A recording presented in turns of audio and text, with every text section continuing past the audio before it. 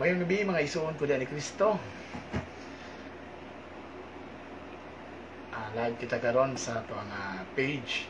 Taod na pod nga wala ta makabalik og live gumikan sa kabisi sa ato ang mga schedules, sa ato mga recollections na straight kaayo ang mga schedule na to, no? Sabado ug Domingo gayud ang mga nagpa-schedule na to nga mga parokya niya.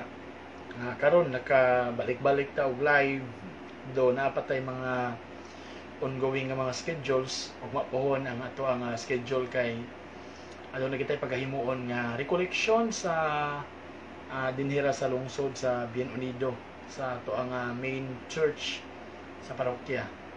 So kung taga poblasyon Bien Unido ka, kita-kits ta ugma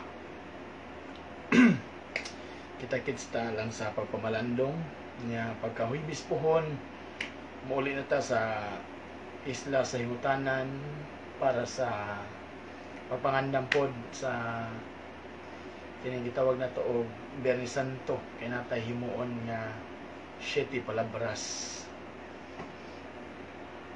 niya. Karon nag live ta samtang naghuwat-huwat sa ato ang duka kay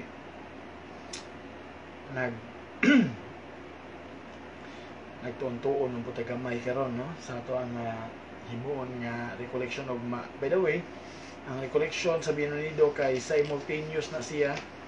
Adunay recollection sa tanan nga mga kabaranggayan nga ipahigayon sa mga parish formation team man ang mga module. Niyam anada ag module ni Ninong Bro Mike Hormachuelos siya para dali na lang ang paghandle sa mga kaubanan nato ng mga PFT sa ilang pagdama to sa mga kabaranggayan.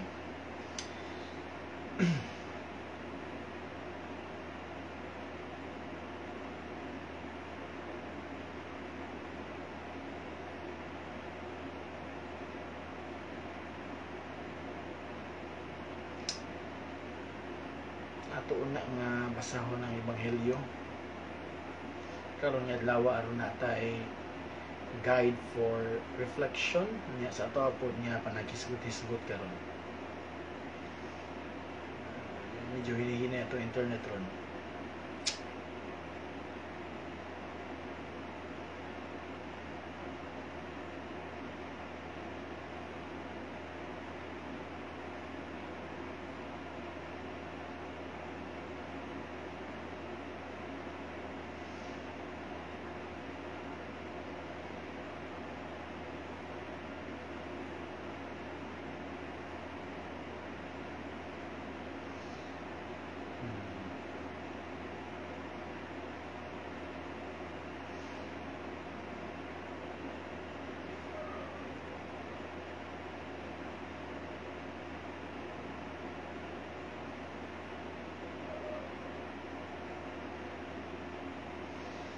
Basa ta sa itong Ebanghelyo karon mga isuon.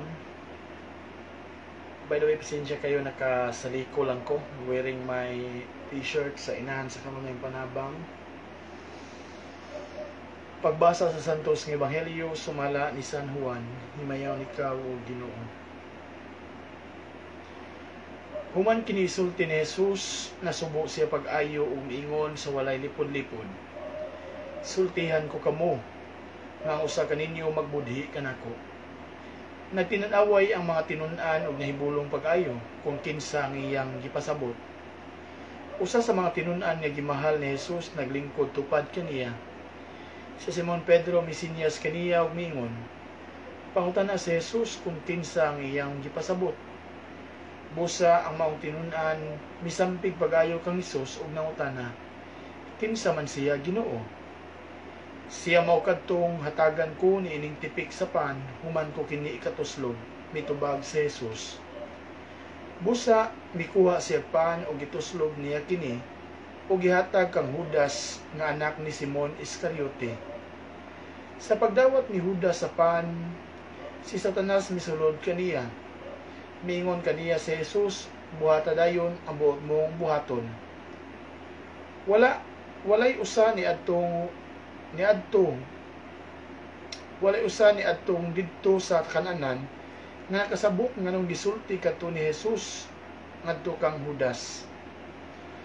O kay si Judas man ang nagkupot sa puntil sa kwarta, pipila sa mga tinun-an na gunahuna nga gipalakaw siya ni Jesus aron pagpalit sa ilang gikinahanglan alang sa kasaulugan o kaha may ipahatag si Jesus ngadto sa mga kabos. Gidawat ni Judas ang pan ug midali siya pagula gabi ikadto. Mga anak, dili na ako magdugay uban kaninyo. Mangita kamo kanako apan sultihan ko kamo. Karon sa akong gisulti sa mga kadakuan sa mga Hudiyo, dili kamo makaadto sa akong adtuan. Maghatag ako kaninyo bag-ong sugo, paghigugmaay kamo, ingon nga ako na higugma kaninyo, paghigugmaay usab kamo. Kung maghigugmaay kamo, mahibalo ang tanan, niya kamo akong mga tinun-an. Si Simon Pedro nangutana kaniya, Ginoo, asa ka man moadto? Si Jesus mitubag, dili ka pa karon makaadto sa akong atuan, apan makaadto karaon niya. Si Pedro nangutana, Ginoo, nganong dili man ako makauban kanimo karon? Andam ako mapakamatay alang kanimo. Si Jesus mitubag, andam ka ba gayod pagpakamatay alang kanako?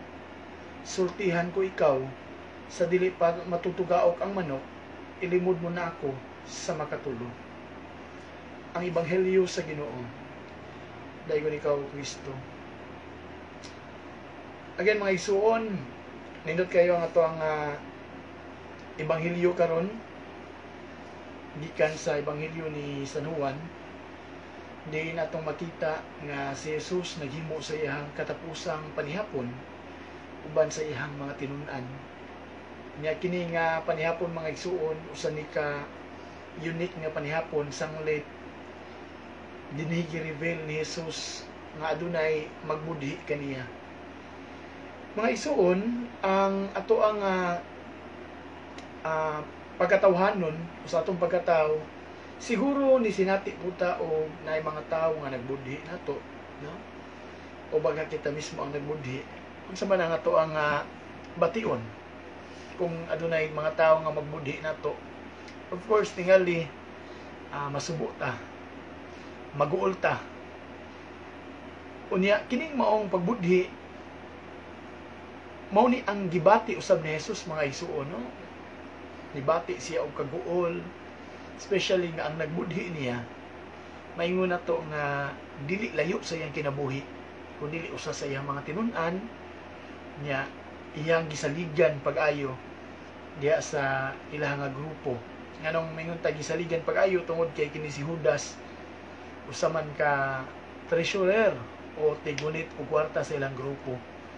Diha sa mga gagmay nga mga kapunungan, kung maghisigot na ganitag mag-elekta o kinsay mo ang treasurer, of course mayingon gina mga tao nga atong pilion kanang kasaligan, no? So kini si Judas ang tendency posible nga usa ni sa mga sinaligan kaayo sa panahon ni Jesus. Apan tanawa unsa iyang gibuhat, gibaligya niya si Jesus.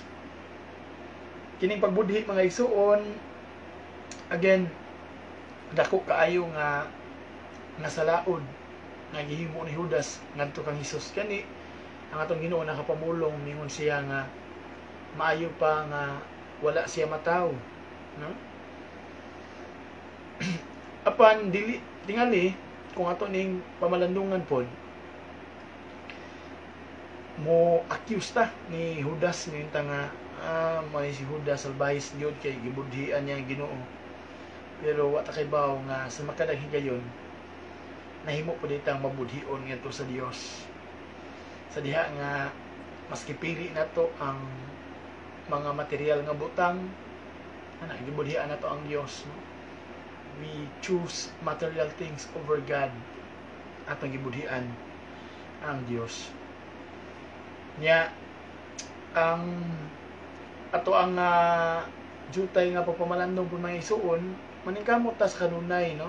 Nga ang ato ang mga buhat mamahimong makapahimuot ngayon unta sa Dios.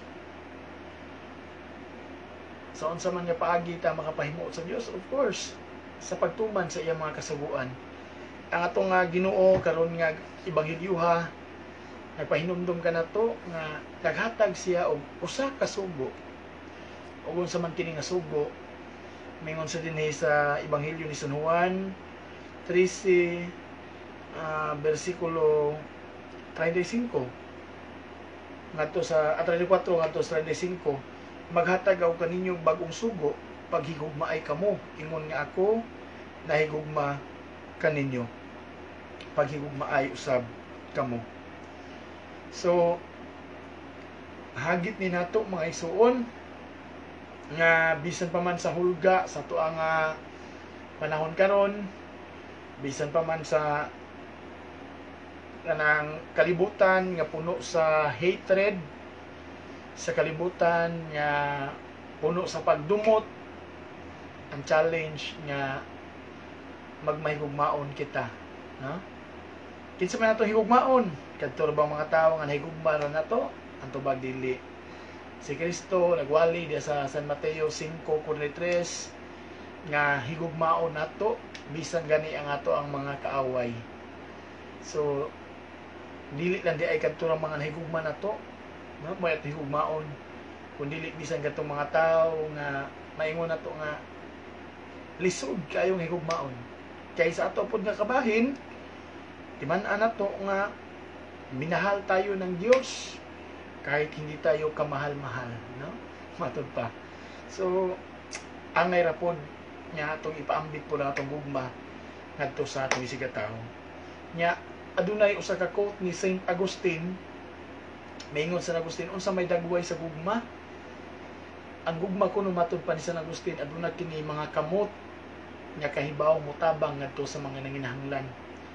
Aduna kini mga dalunggan nga kahibaw maminaw sa mga tawo nga adunay mga yangungo sa kinabuhi. Aduna kini mga mata nga makakita sa kung unsa ang panginahanglanon. Sumo na gugma. So kung atong i-konkreto kining mga gugma, love kining gugma mga igsuon mo ni ang kanang atong gibuhat di sa atong isigataw, no? Makita nila in a concrete way. Mo din ang gugma. So kung kita ni buhat niadto, meaning makita nila nga kita di ay mao ang gugma, no? Ingon nga ang Dios gugma, Juan 4:8. Nya nahigugma ta dili lang sa Dios, no? Kay ang tawo nga nahigugma sa Dios matud pa pero wa nahigugma sa isigataw, sa iyang isigataw, baka kon magunang tawana o di na tinuod nga nahigugma. Diya sa Gospel ebanghelyo sa sulat ni San Juan, Juan 4:20 mingon si San Juan nga ang tawo nga maingon nga nahigugma siya sa Dios apan nagdumot sa iyang isigataw baka kon kanang tawhana. Kayon sao man niya paghigugma sa Dios nga wala niya makita, kung wa man gani siya mahigugma sa iyang isigataw nga iyang makita. So the concrete nga pagpakita sa gugma nato sa Dios, of course makita kini diha sa ato ang paghigugma sa atong isigataw. Nga nahigugma ta mga igsuon tungod kay kita mao'y unang gihigugma sa Dios. Juan 4:19 atong basahon nindot man nga mga teksto mga iso, no? Ngayon din ni Juan 4:19, nahigugma kita kay ang Dios man ang unang nahigugma kanato. We love because God loves us first. So nindot kayo mga iso, no?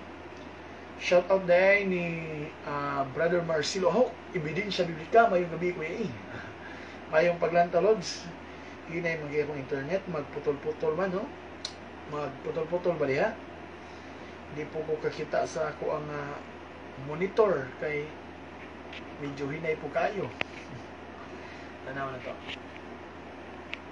Sa kadit.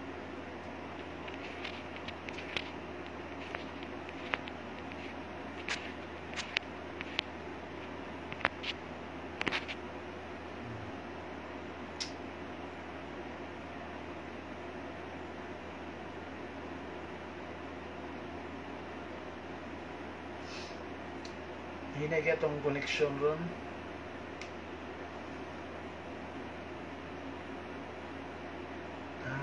Okay. Mga di iPod. Kaya naman tayo load di iPod.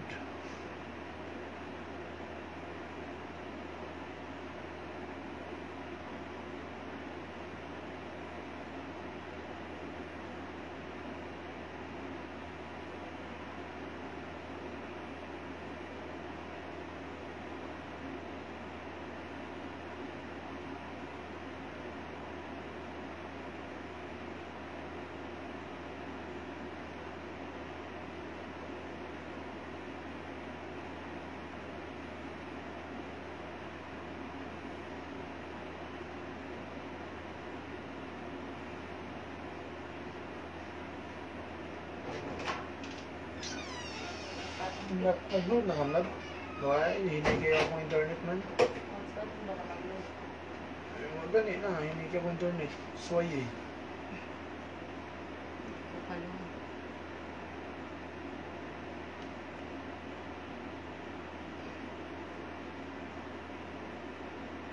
Internet man ka? May internet lagi.